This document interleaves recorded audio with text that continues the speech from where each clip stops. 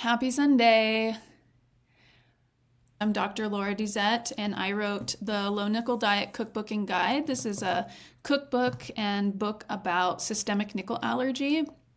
And one of the big things that we definitely don't know about as physicians very much in the United States is that IBS and some celiacs and quite a bit of GERD is linked to this allergy. And so unfortunately, there are probably a lot of patients out there that are not getting their root cause addressed of gastrointestinal distress. And I may have been one of those people growing up, but we'll get into my story a little bit later. So we always start out our Sunday lives making some broth. So I thought I'd give you a little overhead view. Here's the chicken feet. I don't know if I've shown you guys what chicken feet look like if you've never had it. Chicken feet are amazing to put in your broth, especially, and we're going to go into this today, the glutamine and other amino acids that you get from the connective tissues that are very concentrated in things like feet and skin, and the joint part of the animal meat has a lot of the nutrients that we need to keep feeding our gut lining cells, called the enterocytes. That's the scientific term for the type of cell that lines your gut lining. And since nickel allergy is all about reducing the amount of nickel that we allow into our bloodstream to face our immune cells, then we want to make sure that that lining is as strong and functioning as correctly as possible. So that's why I make this every week. I drink it almost every day to try to increase the amount of glutamine and other awesome nutrients that I'm giving my gut lining to keep it nice and strong and protect me from the nickel. Good morning, Stephanie. Oh, Nikki, you get GERD so bad? Okay, well, I know you have my cookbook, so maybe you should give this a try. We'll talk a little bit about the research behind the GERD later. But let's get this started. So I've got 3 thighs with skin and then a big handful of chicken feet. Also, I got some questions about where to get chicken feet this week. And I can tell you Asian food stores and Hispanic food stores, they usually have chicken feet. So that's usually where I would get mine from. But I got a big bulk supply this week, which is gonna work for me for 2 months. Anyway, then I cut up 2 carrots, 2 celery, and then here is a shallot cut up. Shallots are the least nickel, they have the least amount of nickel for an onion. So shallots are really good, especially at the beginning of your journey. Okay, so let me put this on the stove. So here's the book, and we will give our code. So I give $12.99 off my hardback on my website for every live. Let's begin with how I got so into the digestive tract before. So I was not a doctor in my first career. I worked in tech. And after about 10 years of being in tech, was riding my bike one day and got hit head on by a car that was turning onto my street and turned into my lane. I sustained a traumatic brain injury. So I had a brain bleed and stayed in the hospital for a couple of days. Thankfully, I'm very, very, very lucky. I did not have to get a craniotomy or anything, but I did unfortunately have quite a bit of a recovery. It took about 3 years for me to get to a place where I could go back to school. My recovery was really hard. I was finding that I improved a little bit, and then I wasn't making any improvements, and I was having tons of problems. Maybe I'll do a whole brain episode because this allergy does impact the brain as well. So I had a lot of brain issues, memory, mood, executive function problems, very low energy, all sorts of problems. I still have word finding problems, but it's a lot better. But anyway, so I wasn't getting better. And I kept asking my doctors, what can I do? What can I do? And they said, every brain injury is different. It impacts people differently. It can take a long time, but because it's been a certain amount of time, I think it's typically 3 or 6 months, they say, the improvements that you make up to that point are pretty much all the improvements that you're going to see, and there's not really much else that you can do. I read about this diet called the Gut and Psychology Syndrome. It's called the GAPS diet. And it was created by a neurologist. She's a German neurologist that works in the UK. Her name is Natasha Campbell McBride, and she had an autistic son. And she did all of this research and everything and started seeing a connection between gut health and brain health. And so she started to work on developing this diet. And her theory was if you improve the health of the gut, then you improve the health of the brain. And she found that taking some foods out, putting some foods in, her son's autism got like better and better, to the point that he was able to move to America. I think he moved to like San Francisco. He went to school, he got a degree, all that kind of stuff. And so I read the book and I started implementing this diet. And I did see major improvements in my brain symptoms. And on another reason why I was interested in it is I actually had really terrible IBS. Growing up, I had really, really terrible stomach pains that my doctors could not figure out what was wrong. I got an upper endoscopy, and I will never forget, my gastroenterologist said to me that he couldn't find anything. He didn't see anything wrong. The biopsies were clear. Therefore, it must be growing pains, and it's all in my head. And I was just being like an emotional teenager or something. But he said growing pains, which is crazy because growing pains have to do with bones, but whatever. This was my first taste of the fact that gastroenterologists are very good at certain things, but when it comes to IBS, and many doctors have told me this, even when I wasn't a doctor, that they would send their patients to me to help them with their diet and their IBS symptoms. Fast forward, that process of doing that diet and my brain symptoms getting so much better, I got really interested in nutrition. Like, wow, like being able to support the body's ability to heal itself through nutrients, that was really cool. And so I got a 1-year certification in nutritional therapy. And then through that process and starting to help people with their diets, I just realized I need to go way deeper into the science. I need to understand the human body even more. This is so fascinating. I think I want to be a doctor. But I still had a lot of memory issues, so I had to learn a lot of other things to try to get through being able to memorize lots of information and doing really well in school and all that kind of stuff. That's a whole other story, but basically, so I started this diet. It was really helping me with my brain. I could tell my digestive symptoms were better, but then about 8-9 months into it, all of a sudden, I started going backwards. So it was getting worse. My brain fog was coming back, and I was getting eczema on my hands and in between my fingers, my palms, mostly on my right hand, a little bit on my left hand. And I went to my doctor. He gave me steroid cream and said, oh, it's just some eczema or whatever. It would reduce the inflammation, but it would not stop the cycles. And the cycles got worse and worse to the point my whole hand, almost my entire hand, was covered in these blisters. And like I said, my brain fog was coming back, all of this stuff.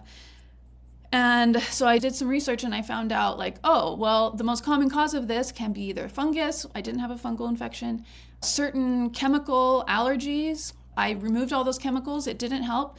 And then systemic nickel allergy. I had no idea that foods had nickel in them or whatever. Anyway, that's how I eventually learned about systemic nickel allergy. I started eating a low nickel diet. And that is what finally improved my symptoms. My hands were finally starting to clear up. My brain was starting to work better again, and my digestion was getting better again. So the problem with the low nickel diet was that the resources are really bad. The ones that doctors had made in the past, like papers that they had published, I thought were really hard to use. And then all the cookbooks that there were very like sugar-based and gluten-based. And I knew, based on some of the research I'm going to share with you today, that those sorts of foods actually will work against your ability to keep your nickel absorption low. So that's why I wrote this cookbook. I created recipes using ingredients that I knew were health promoting, and then calculated what the amount of nickel per serving was going to be. So this is something that you can easily like, okay, I know I can make this and it's going to be around only 10 micrograms of nickel per serving. Because the calculation of how much nickel is so annoying, because you are going to want to keep your nickel below 150 micrograms a day. That's what the research shows that works for most people. So yeah, so that's what brought me to today. Now I'm a doctor and I'm training to become a pathologist. And one of my main interests is gastrointestinal pathology. So for nickel, for this allergy, you want to reduce the amount of nickel that you eat, right? And that means no to little legumes, so beans, lentils, tofu, nuts and seeds, peanuts, chocolate. These are things you want to either not eat at all or reduce as much as possible. If you're at the beginning of your journey, I would say try not to eat them at all because you want to keep your nickel low. Reducing the amount of nickel that you eat is not necessarily going to be enough because there is reducing the nickel intake, but you want to reduce how much actually gets into your bloodstream because what you eat doesn't necessarily always get absorbed. A lot of what you eat, you end up pooping it out. What they have shown in the research is that people with this allergy end up absorbing a significant amount more nickel than a person without this allergy.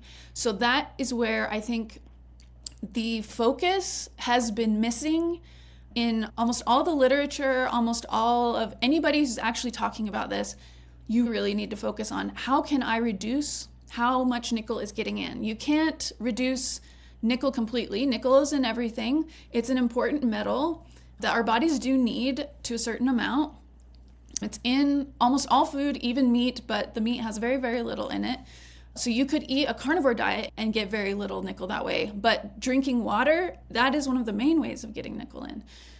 So on top of that, we're going to focus today on reducing absorption. Let's talk about the gastrointestinal tract. So I'm a terrible drawer, so this is going to be fun. Okay, so you got person, and you've got their awesome teeth. The very first part of the digestive tract is your brain. It's seeing, smelling the food, knowing it's coming. There are signals, like from your eyes to your brain, down to begin the process of preparing your digestive tract to get this energy that it's going to get from the food. Before you eat, you want to try and be calm, see the food, appreciate the food, prepare your body for it, because if you're in a parasympathetic state, which is a calm state, you're going to digest better. Okay, and then you've got the mouth. The mouth is going to break up the food, and you want to make sure you're chewing. A lot of people don't chew as much as they should, and in your mouth there's salivary glands that coat the food that you're chewing with these enzymes. Oh, it's boiling. Okay, and the enzymes start breaking your food down before it even gets into your stomach, and this helps digestion. Like every step of the way of digestion, you need to get the first one right so the next one can work as good as possible. So you want to chew it up, break up the food as much as possible. Your stomach does not have teeth, so help out your stomach by breaking the food down before it goes down your esophagus into your lovely stomach. Let's see, it's like stomach. Okay, and then you have this little like pyloric sphincter.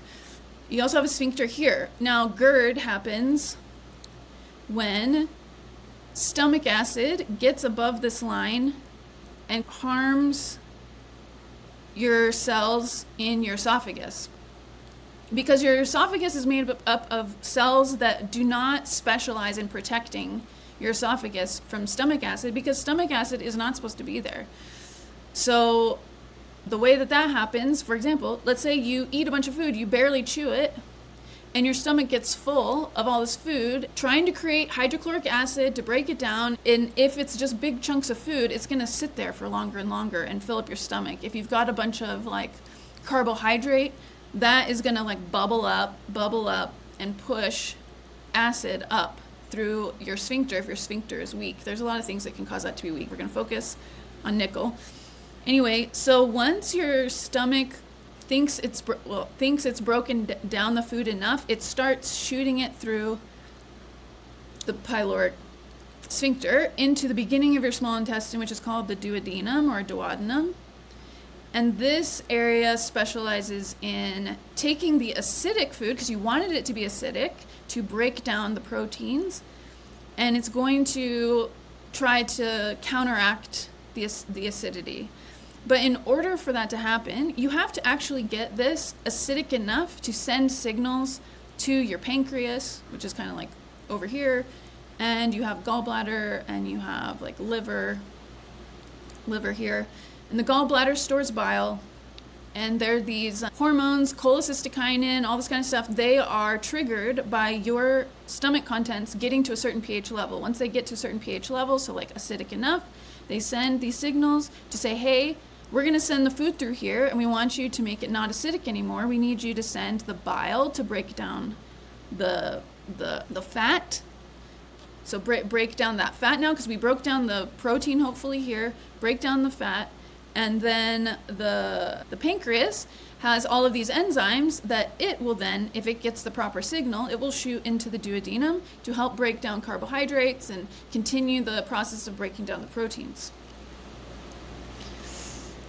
Stephanie, does getting sick, taking antibiotics set you back? Can the result of that cause more GERD and nickel flare-ups as a result? That's a really good question. Research has shown antibiotics can impact your microbiome balance, and we're going to talk about the microbiome balance. There are some things you can do if you have to take antibiotics to help or restore your balance of the microbiome, so we'll talk about that. All right, so duodenum. Now, hopefully, all of those signals happened correctly, and your pancreas sent some enzymes, and your gallbladder sent some bile, and it's gotten your food more broken down and at the right pH level, now a little bit more basic, not as acidic, so that it can go into your small intestine. And your small intestine is amazing. I think it's very, very long, but then on top of that, the surface area, let's draw. So here's like the lining,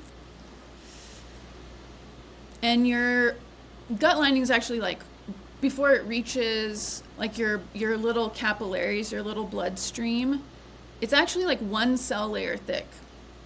But along the lining is actually, it's actually like this. I don't know if this is too small. It's like folded up on itself over and over and over and over again. And you've got these little, they're called microvilli, that are also on top of the folds. And then this is also folded. So if you, because I'm a pathologist, if you cut open the long tube, you see all these folds.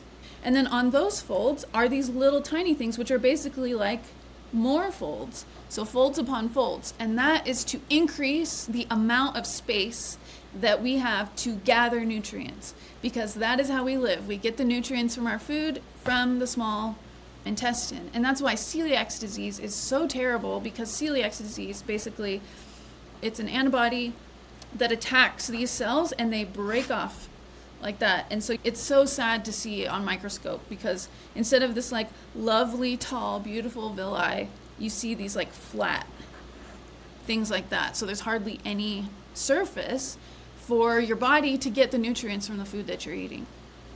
Okay? So you also are going to have in here, you're going to have, you don't want a lot of microbiome here. And that's why like small intestinal bacterial overgrowth is a thing. And that can happen when there's too much or like an overgrowth of a certain type of bacteria in the small intestine. But anyway, so small intestine is about absorbing most of your nutrients. They say if you spread out the whole small intestine, it would be as big as a tennis court. That is how much surface area is in your digestive tract. Then it goes into the cecum, which is the beginning of your large intestine, which goes around like this. And your large intestine, its main function, that's where a lot of the microbiome is. It's gonna it's gonna try to like compress what's remaining of the food that wasn't absorbed into stool. It takes back water. It will make B12, like your microbiome will make B12 for you. There'll be a little bit more absorption of things, and then it goes into the rectum, and then you poop out the remainder. So these are the basics of the gastrointestinal system. Okay, so now that we've talked about that, we are going to focus on the small intestine. So you guys, now you know the villi, and that most things from your food are your body's trying to get the nutrients through there. Now, if you've ever heard of leaky gut is, the medical term would be intestinal permeability. So along these folds in your small intestine, there's cells, and they're called enterocytes. And their specialty is to have the barrier so not everything can get in, because obviously you have a bunch of microbes, pathogens, things that your body does not want to get in and attack you. So the enterocytes, their whole purpose is to selectively allow the right things in and keep the right things out. The problem with enterocytes, they use a lot of glutamine, which we'll talk about later, and that's why I make the broth that I make, because glutamine is one of their primary fuel sources. So if you want to keep them strong, make sure you're eating like good sources of glutamine, like animal foods. I feel like I'm going off track with my order of things. We talked about the places. Okay, so we're going to talk about absorption. Let's start with iron. So a lot of research with people with systemic nickel allergy has shown that people with systemic nickel allergy are actually deficient. A lot of them are deficient in iron. So if you've ever been told you have iron deficient anemia or something like that, it means that you're low in iron in your body. Now, there's like an enterocyte that lines your gut lining.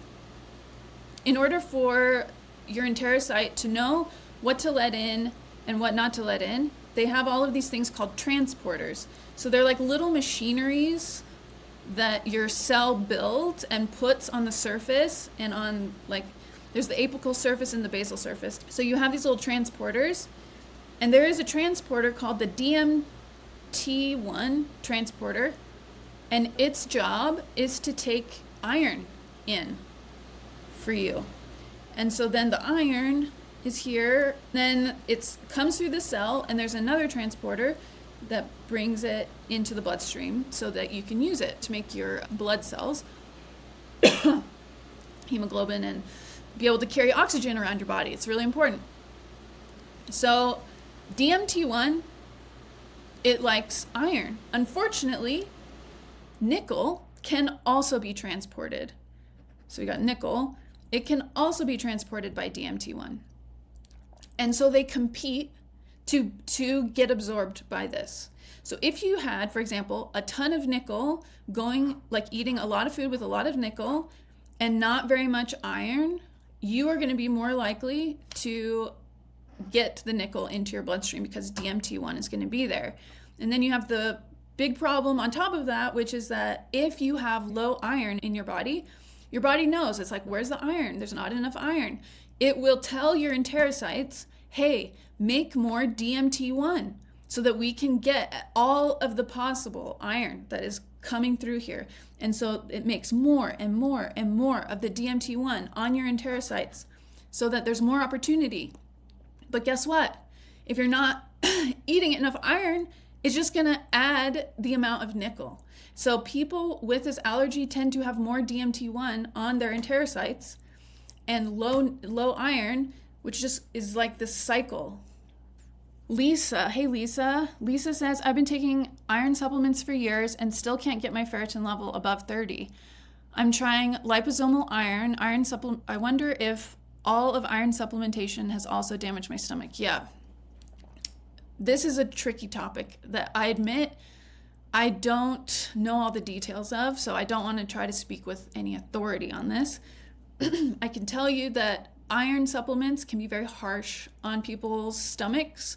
There can be physiological aging reasons, like some people as they age, they have less ability to actually absorb iron. And then there can be other reasons why, like do you have slow bleed somewhere, you're losing. If you have chronic disease will trigger your body to hold on to iron and not allow you to use it, because a lot of microbes survive off of iron. So this is your body's way of trying to protect you from the microbes. It doesn't want to feed the microbes, so it will hold on to the iron and not allow you to use it. But I have seen with clients that if we work on just improving their digestion, and especially small intestine health, then they're able to start absorbing iron better. You also want to make sure that you are consuming iron that is bioavailable, and the most bioavailable iron is actually in animal sources, so meats.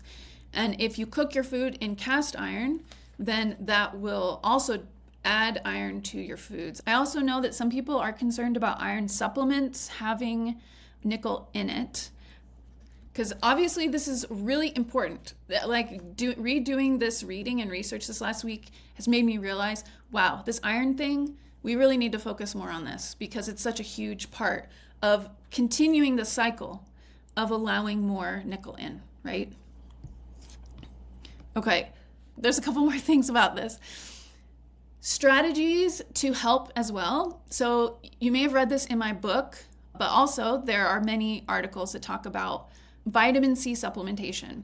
Vitamin C is great because it will chelate, so attach to the nickel that you've consumed, and instead of allowing it into your bloodstream, like through your digestive tract into the bloodstream, it will hold on to it, and then you can just poop it out, because once the vitamin C attaches to the nickel, it's too big now to make it through the enterocyte.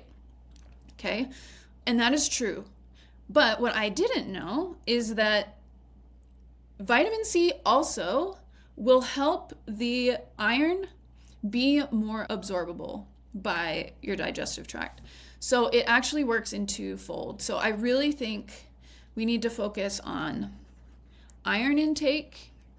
We really need to focus on vitamin C. So the recommendation in the literature is 1,000 milligrams. 1,000 milligrams per meal. It's a water-soluble vitamin, so if it's like a higher nickel meal, or you're right at the beginning, you want to make sure you're getting as little nickel as possible in. Doing a little bit more, like 2,000 milligrams, because you can't overdose on a water-soluble vitamin, at least at this level, because you'll just pee it out.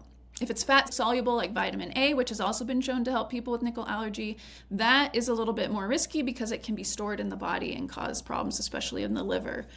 But we'll have a whole episode about supplementation later. If you are interested in any of these supplements, I do have a link below to my Amazon supplement list. And I just did the most basic, some that were recommended in the literature, some that were recommended by Dr. Zyrus, who is a specialist dermatologist in this area. He co-authored my book with me. So I have some in those. The link is there. If it's not working for some reason, go to my website, thelownickeldiet.com, go to resources and click on supplements, and then you can see them there. Okay, so vitamin C. So we talked about vitamin C. Also, like I said earlier, so certain bacterias, they thrive and sequester iron. So like you were saying, Lisa, you may be taking great types of iron supplementation, but if you have a dysbiosis, so an out of balance of certain bacteria in your microbiome that like iron, and they just take it for themselves and sequester it before it can even get through to your bloodstream, they're just stealing it from you. You are basically paying to supplement this bacteria's stores of iron instead of your iron. So that's why I think focusing on a good balance of your gut health can help people actually start absorbing more iron, because they're getting a better balance in their microbiome. So that's all the iron stuff, I'm pretty sure.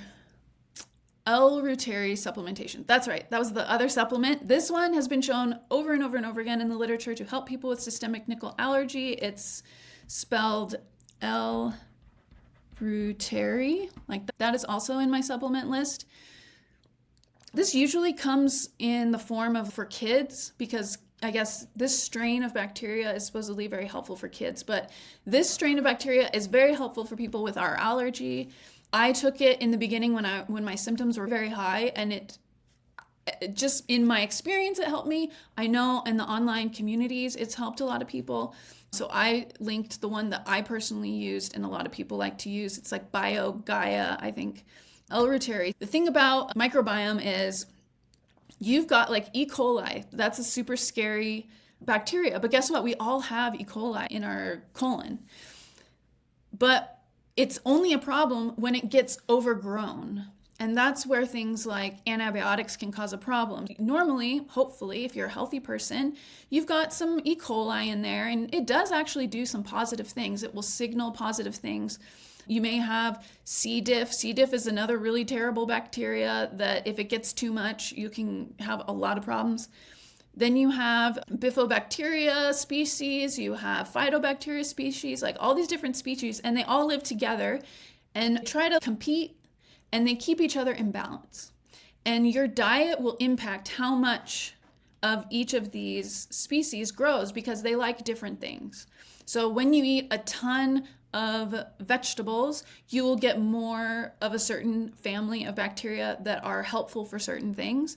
If you eat only meat, then your microbiome is going to change to a different distribution, not necessarily a bad distribution, but a different one from somebody who eats all vegetables, right?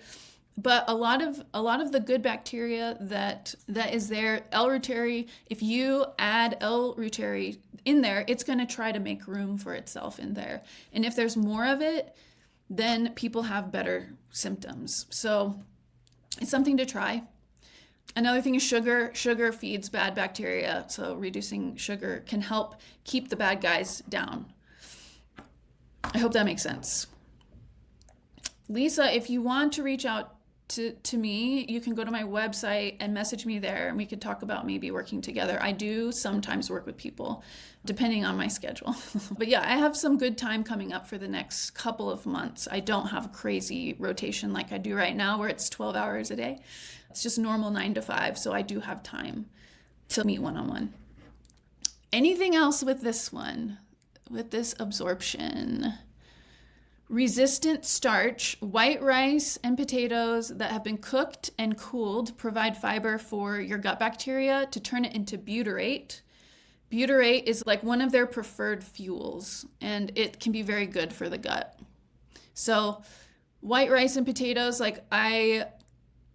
my opinions about white rice and potatoes have changed the more that I've learned. I think that it's fine.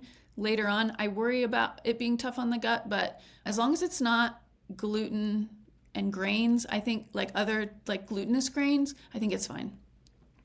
Speaking of glutinous grains, we're going to move on to the next topic of how to keep the absorption down, and that is the intestinal permeability that I mentioned earlier. So we have between the enterocytes, the cells in your gut lining, they're called tight junctions. And so in that space, here's cell 1 and here's cell 2.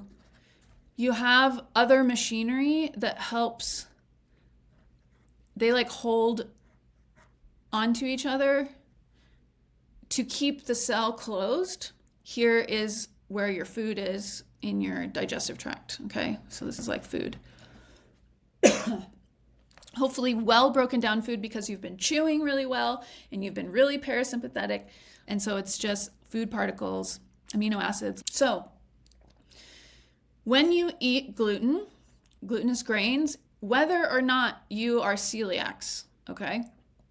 Every human being, this has been shown over and over and over again, in gluten, there's something called gliadin. Gliadin is a protein. Gliadin is a trigger of zonulin. Zonulin then connects with these mechanisms, occludin and claudin 1. On top of that is ZO1, blah, blah, blah. That triggers the release of this tight hole, and it releases that, and this opens up and allows things in that are not supposed to be let in. So that is why I say, if your symptoms are really bad, if you're at the beginning of your journey trying to do the low nickel diet, or you're just trying to improve your gut health, you want to calm down your immune system, you want to keep things out of for your immune system to have to deal with, don't eat gluten. Okay? And don't eat sugar. Don't eat highly processed foods. All of these things get in the way of your cells being able to hold tight together and be selective about what they let in. Okay? So that is why when people like roll their eyes at people who try not to eat gluten and they make fun of them, like I get really mad because they're doing something to reduce the amount of stress that is being put on their body by things getting into their bloodstream and facing their immune system that they don't need to face. I would rather my body work on fighting cancer cells, on giving me energy, on giving me clear thinking, good memory, good mood, than having to spend energy fighting stuff that's getting into my bloodstream that didn't need to get in. If you have a nickel allergy, this reduces the amount of nickel ions getting in. Nickel ions are pretty tiny. They can get through this opening. So, like I said, the research has shown over and over again that number one, gluten is going to open up these spaces in everybody. Number two, people with systemic nickel allergy have a way higher amount of nickel that is absorbed. Therefore, you should be focusing on keeping the absorption down. Like, I really wonder, you could eat a normal amount of nickel. If you're just like really good at keeping your gut health super, super good, you may not have a nickel response because the nickel will not get in as much. So maybe the whole key is just gut health. So reduce gluten, reduce the ultra processed foods and sugar because that actually promotes the growth of mucin degrading bacteria. So on top of all of this, we have this like layer of mucin. It sounds really gross. It's like mucus. And it helps the health of the gut lining. It helps the health of the bacteria that you want there. The microbiome does a lot of good things for you. You just want the right balance going on, right? If you deplete the mucin, then there's going to be more damage to your beautiful enterocytes, your beautiful villi. There's going to be, your cells are going to be naked and exposed to the ions, the nickel ions, other heavy metal ions. You don't want that. So ultra processed foods do that. Sugar does that. That will increase, like anytime there's damage to these cells, that also opens, that creates that opening. Other things that improve the integrity between the cells is good sleep. So getting 7 to 8 hours of sleep. Our gut, like all of the cells in our body have a circadian rhythm. If you've heard of the circadian rhythm, like it's not just the circadian rhythm of our sleep. Like it's your gut learns when you eat and it will start preparing like, oh yeah, we always have breakfast. So let's start preparing. Let's start creating some more acid production in our stomach to prepare for the protein that's going to be coming. Let's start moving stuff through our digestive tract to prepare for the extra food that's going to come in. Like your body knows your routine. That's why when you break your routine and you don't eat breakfast, even though you normally do, you can hear your stomach grumbling or whatever. That's actually not your stomach. It's your digestive tract making room for the food. Your stomach starts burning a little bit because it's expecting food in there. Your liver starts all of these processes preparing to have to filter through all of the food that's going to make its way from your gut through your liver. And so all this stuff follows its own clock. And it's the same thing with the enterocytes. It's the same thing with the microbiome, the bacteria. They also have their own circadian rhythm. That's why getting stool tests and all this stuff, like all that stuff is kind of bunk, to be honest, because you could do a stool test from different periods throughout the day and get a different range of results because certain bacteria will be higher at certain times of day because that's the state of it. Like, don't pay the money for these stool tests and functional digestive tests. They're trash, okay? Stephanie, white potatoes, not sweet potatoes, correct? Or are both are safe? Well, let's check. Let's check my book. Potatoes. What do I got in here? Okay, so a sweet potato, one medium sweet potato, is only 21 micrograms of nickel.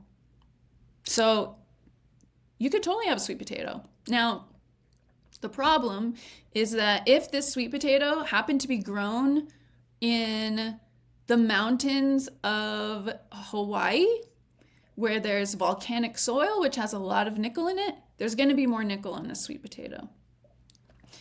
If this sweet potato was grown in the plains of Iowa or something, I don't think there's a lot of nickel in Iowa, then there's probably very low. There might be less than this. But this was the average from the USDA studies that I used to make these calculations. So I would say sweet potato is totally fine. It's great if you bake it. Put it in with a bunch of like acidic things and other nickely things, and you bread it and all that kind of stuff. Like, it may not be as good for you. But as far as the sweet potato itself, it's perfectly low nickel. So, and Nikki eats a lot of white rice. To be honest, I've been eating a lot of white rice myself lately, and I haven't had any problems. It's not high in nickel. I just worried a lot about rice because I had read that a lot of the rice that we get in the United States has arsenic on it. That's why it's important to wash your rice really, really well.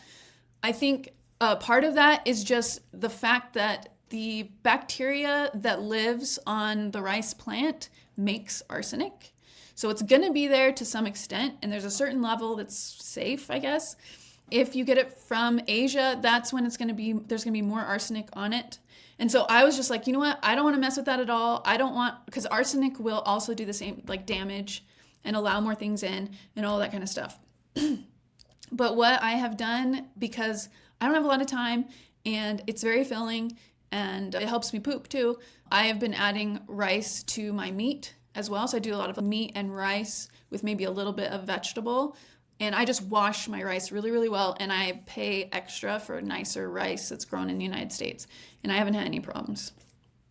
Nikki, you're not alone in having no idea. I remember I was rotating at the University of Utah, which is one of the biggest, most famous reference laboratories in the world.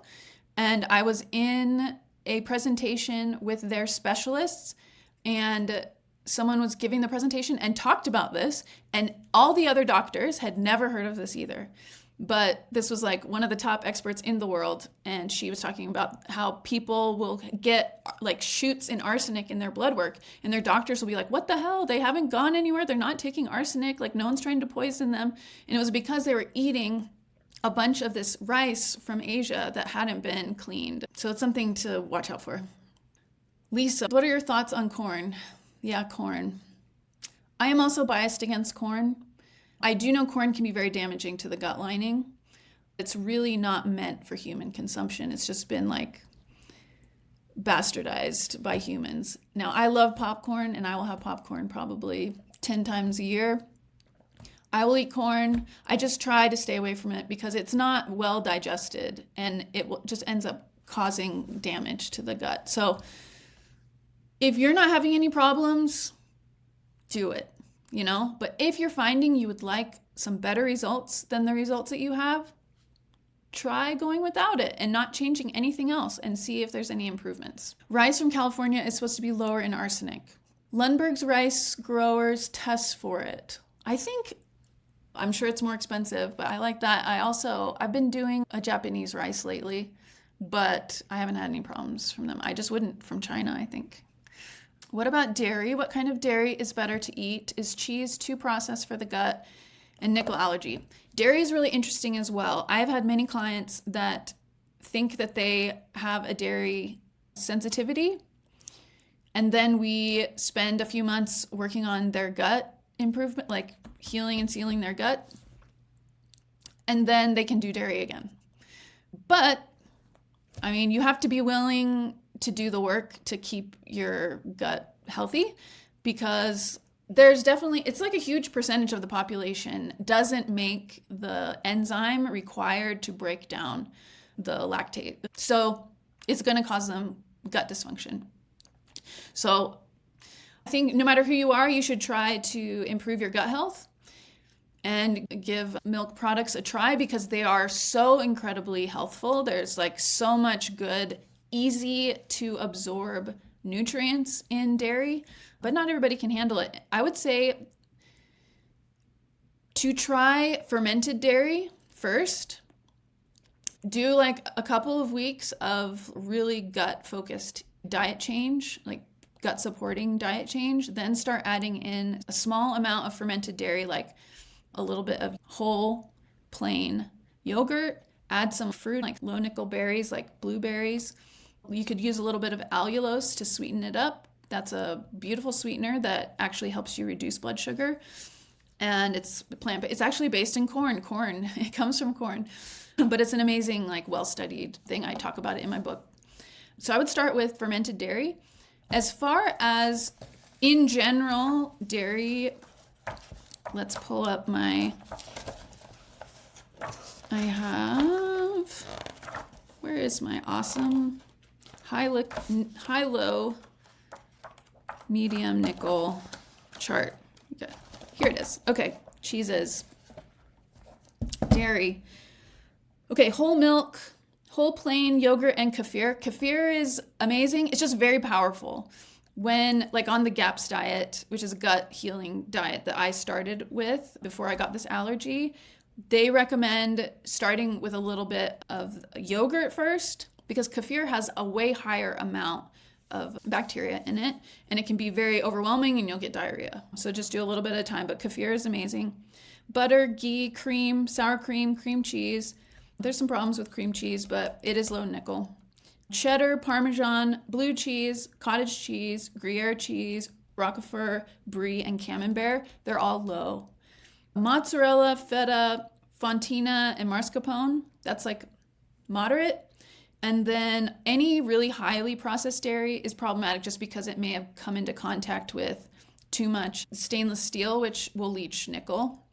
Blue cheese, smoked cheeses, Cheese Whiz, Velveeta, like the processed kind of cheeses, those can have higher amounts of nickel in them. I hope that answers your question, Stephanie. Okay, so we were talking about some of these like final tips I would give for keeping the gut lining and your tight junctions nice and tight, not allowing things through.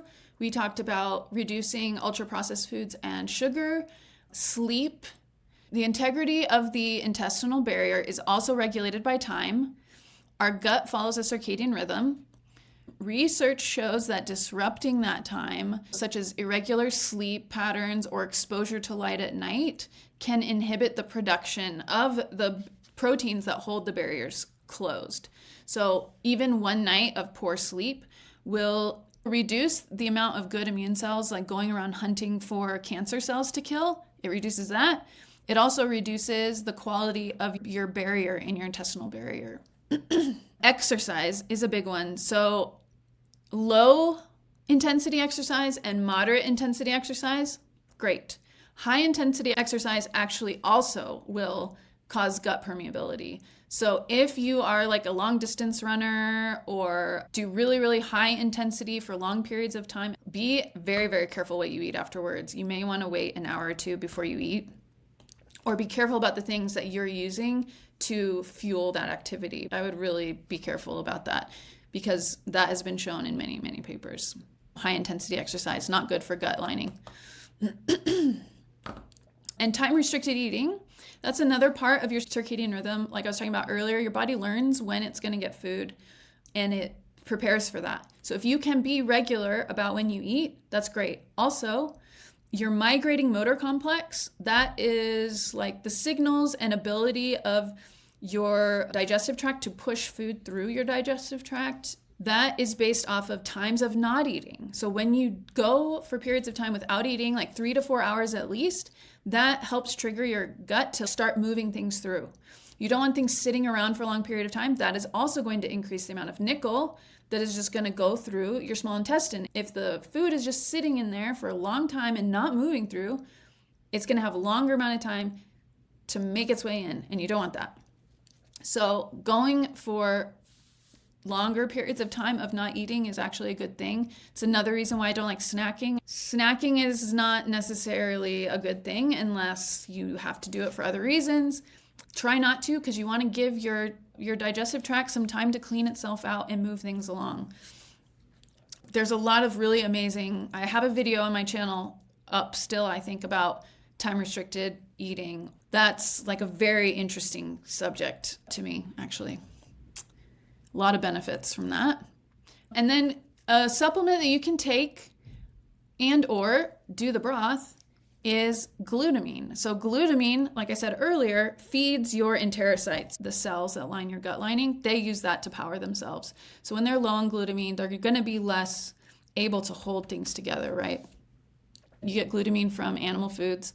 You get a lot of glutamine from connective tissue. That's why like the skin and joints and stuff like that provide a lot of good glutamine. You can get it from muscle meat as well.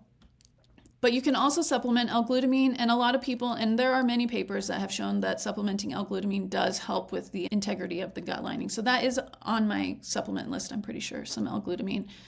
What else can I tell you about it? Mechanistically, glutamine activates a cell signaling pathway known as AKT-mTOR. When this pathway is activated, it signals the cell to synthesize more tight junction proteins, specifically the Claudin-1 and occludin. This process zips the cells back together, reducing permeability and preventing nickel from crossing the barrier. So it could be very helpful, right? So glutamine, we're going to add that to our list, glutamine.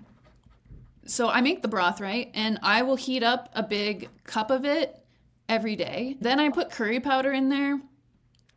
I'm not recommending this to people who have just started, but that has some good things in it and it's really yummy. I also put collagen peptides. So one of the collagen peptides is glutamine. So this is a nice like thing to have for breakfast or for lunch or with your lunch. Collagen is a wonderful way to get more protein in.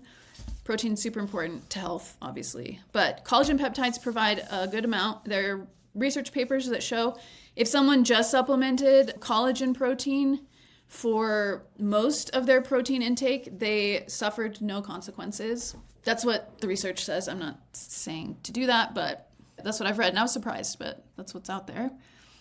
Do I have a glutamine I recommend? So I like this particular brand. There are other good brands. I think this is more expensive. There are other cheaper brands that I've used with no problems of collagen peptides. On my supplement list, I have the Now brand. Now is a very good brand and they're an inexpensive brand. I will be doing a research study with a grant at the University of Colorado. Hopefully, I am meeting with our faculty next month about this. I might be able to get at least some of the most important proven health promoting supplements tested by a grant. And if we do that, I'll probably do several brands and we'll be able to publish those results and everyone can use it. And I'm hoping to also be able to teach everybody else how they can, if they have a certain supplement they want to take, how to get it tested and understand the results to be able to determine if they want to take it for themselves. But like I said, I have not personally tested those supplements as in like in a lab to find out how much, if there's any nickel in them. But I do like that brand from like an ethics standpoint and also like an affordability standpoint for the average person.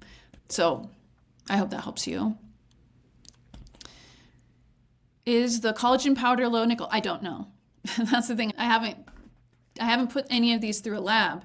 And I don't have any problems, but my immune burden now is very low. So I wouldn't necessarily trust me when it comes to what I'm taking now if it's not bothering me, because I know that my T cell count for this allergy is very low because I've been eating low nickel for years now. And I have no dyshydrotic eczema. I have very little digestive dysfunction. But yeah, so you can try it. I would say the most important things to really focus on if you're just starting out, really just try to reduce the amount of nickel in the foods that you're eating. Focus on getting that down. Focus on really good sleep. Focus on making sure the water that you're drinking is well filtered. Just get that down. Then worry about some of these other things, because those things are going to be the biggest bang for your buck, biggest bang for your effort. And I know very much that at the beginning, your symptom burden is very high for most people because they have been going to doctors. They have been dealing with this and being told it's this, it's that, take this, this, that, and the other thing. Like usually, like for myself, I couldn't use this hand because it was so covered in eczema.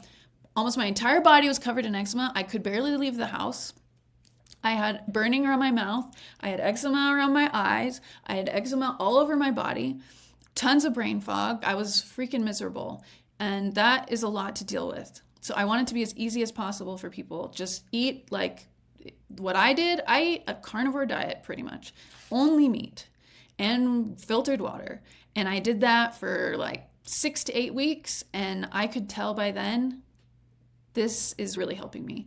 And then eventually I was able to start adding low nickel plants slowly over time. When I was told that they had grants for me, that they would be able to like pay for the testing, like obviously they're going to have, I'm not going to be able to just decide everything. Like there's going to be limitations. But I think if we focus on the supplements like that are most supported by the literature and then just get several different brands and test those, like it'll be so helpful for us. So I'm hoping to do that. Is reverse osmosis water safe? I believe it is. That's another topic, water filtration, that we need to dive into, the different options. But I think that's probably the very best thing you could do. I just know it can be cost prohibitive for people. Because with reverse osmosis, don't you get the minerals added back in? If you have water with absolutely no electrolytes in it, your body cannot use that very well. You're going to dehydrate yourself. It's going to be very bad. So I think that was one of the problems with reverse osmosis. But they have systems that will mineralize the water back to you. I don't know. Like I said, I'm not a specialist on this sort of thing, but we can dive into it together. Is there information on filtering water in the book? A little bit. I talk about what I do, that it's important. I use a Berkey, and some people are not comfortable with that because it is made with stainless steel. But my water is never acidic or hot, so I don't think that it pulls nickel from it. But I also have never tested it, so yeah. You can choose to add minerals back in or use mineral drops to add back in. Cool. I use mineral drops myself. I also have those linked on my supplement page, mineral drops that you can put in your water to help rehydrate yourself better. I just get like a big bottle of Trace Minerals Research mineral drops, and I refill this dropper. So I've had it for many years now. You can see it used to say minerals on it. And then if you can see, and I'll do a couple of little drops of that to make sure that I'm getting rehydrated. It's a lot cheaper than using those stupid packs of expensive and highly processed electrolyte things. Not that I'm anti those either. Those are very convenient and I think definitely have their place. This is more pure and also cheaper. So I'm a fan of that for everyone. So let's wrap up all of the advice. I think I have 10 tips. People with systemic nickel allergy have been shown to absorb way more of the nickel that they consume. Normal person, nickel allergy person, eating the exact same food, the nickel allergy person will end up absorbing a significant amount more nickel. So it's no wonder that their immune system is overreacting to nickel and that allergy hypersensitivity is created, right? So what are some of the top things that we can do to reduce the absorption part? Because that is obviously a huge part of our allergy. So you want to optimize your iron stores. So you want to optimize the amount of iron. So the way you do that, consume low nickel but higher iron sources like grass-fed beef or cook in cast iron cookware. Strategically dose vitamin C. Incorporate 500 to 1,000 milligrams of vitamin C with every meal to help grab onto that nickel and also activate the iron. Then we want to upregulate those tight junction helpers, the occludin, the claudin 1, by having more glutamine. So either with supplementation, having broth, eating good meats. Deploy targeted probiotics like the L-reuteri probiotic that we talked about that has been shown to help people with nickel allergy.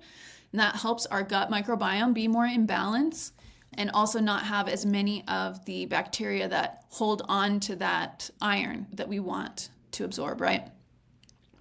We want to protect our mucus shield over the layer of our small intestine with resistant starch. So foods like the white rice or potatoes that will help create the butyrate.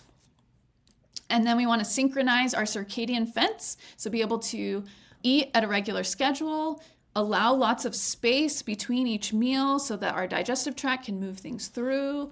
We want to sleep 7 to 8 hours a night.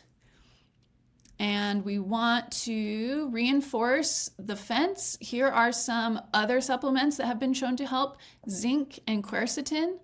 Those both have been shown to help with the intestinal barrier being strong as well. Was the one that gliadin from gluten triggers zonulin, which triggers that release of the occludin and claudin 1, holding the cells together, creating that leaky gut, that intestinal permeability. So let's reduce stress, let's reduce the consumption of gluten so we can hold those cells together tightly and not allow extra pathogens and extra nickel in. And then get exercise, but make sure it's moderate to low intensity, so we keep that stress down for our digestive tract and keep the tight junctions tight. So that is the end of what I was going to talk about as far as the gut lining. I will check and see if there's any other questions or comments. Stephanie says, we recently added reverse osmosis to our water. You need an additional filter to add back in the minerals. You need to specify, otherwise they don't usually do it with just the reverse osmosis. A lot of doctors don't know, actually, that they need to recommend, when they tell people to drink water, that they need to make sure that there's minerals in that water. Otherwise, your body will not take it up as well. Your cells will not take it up as well. There needs to be a balance of minerals in and outside the cell. Like if there's a ton of minerals here and not any here, minerals will go from here to here. And so you'd be pulling minerals out of your cells if you just add a bunch of water without minerals, if that makes sense. I'm struggling with sleep. What can I do? Oh man, sleep. That's another really good topic. It's a really good topic, sleep. I could talk about that for a long time. Real quick, I know the research has shown the best thing you can do is make sure that you're waking up at the same time. That is one of the best things that you can do to get your body on a certain cycle. Yes, going to bed at the same time is important, but for some reason, it's like the waking up that can help start the clock to help you get tired. It's going to depend, like sleep, it's very individual. If it's something like you have trouble falling asleep, you have trouble staying asleep, when you wake up, you can't fall back asleep, or is it just that you can't fall asleep, things like that. One of the big triggers of sleep is actually your body dropping in temperature. So one of the big tricks in the literature is to take a hot bath or hot shower, drink a hot drink, because it elevates your temperature, your body temperature, which then triggers your body to try to reduce the temperature in your body. And this is the beginning of what your body wants to do to sleep anyway. So it's almost like you're pushing your body over the cliff of sleep, like just giving it a nice little shove. So that's one of the things you can do. Also, not eating for several hours before going to sleep. That has shown to be very helpful as well. But yeah, it's going to be really individual. There's a lot of really individual recommendations I can make depending on the person. So yeah, so I'll add sleep to the list, and we can go into more of those details when I'm able to do an episode on sleep. But I believe so strongly in it. It's really, really, really important. You didn't mention histamine intolerance. Yes, histamine intolerance. Yeah, that is another big topic. You know how earlier I said I've had many clients that thought they were allergic to milk, to dairy, and then once we worked on just focusing on their gut health, all of a sudden they could have dairy, no problem. It's the same with histamine. A big part of histamine intolerance is just gut health.